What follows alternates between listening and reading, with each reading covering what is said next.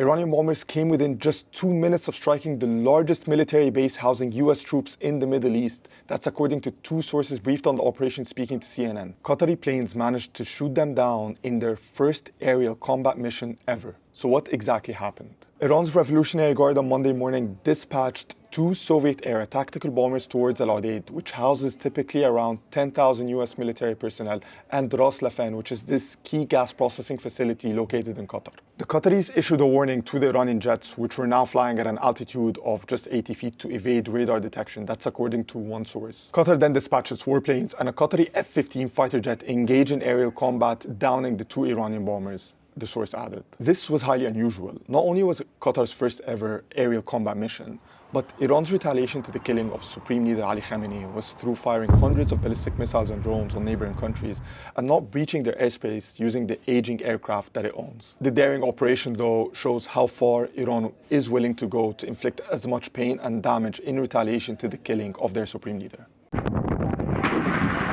The war between Iran on one side and the US and Israel on the other is a perfect example of asymmetric warfare. So asymmetric warfare is the kind of warfare that a weaker country levies against a stronger country. The US and Israel have very modern weapon systems, very modern equipment, and there's a lot more in terms of the type of inventory that both the US and Israel have. What the Iranians do, because they can't match our spending or the sophistication of our weapon systems, is they use what they have, $30,000 drones on the cheap end of the scale, all the way up to maybe drones that are several $100,000 in expense, but they're still far, far cheaper than a multi-million-dollar fighter jet. They also have missiles, missiles like the Khorramshahr missile, for example, but they are not really capable of going intercontinental. They also know that if they go after our expensive military systems with cheap weapon systems, they can basically win a war of attrition if we're not careful. Asymmetric warfare is really hard to defend against. We spend billions and billions of dollars creating a defense establishment that was designed to fight a country that is basically equal to us in military power, a country that would use fighter jets like we have, or bombers like we have, or an intelligence capability like we have. Iran is going in using Shahed drones.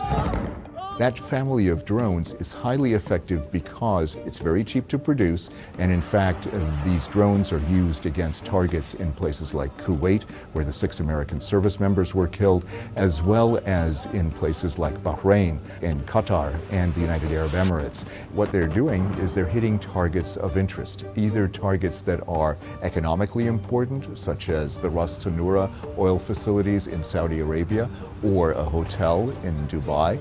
They're trying to achieve the maximum cost effectiveness for everything that they strike.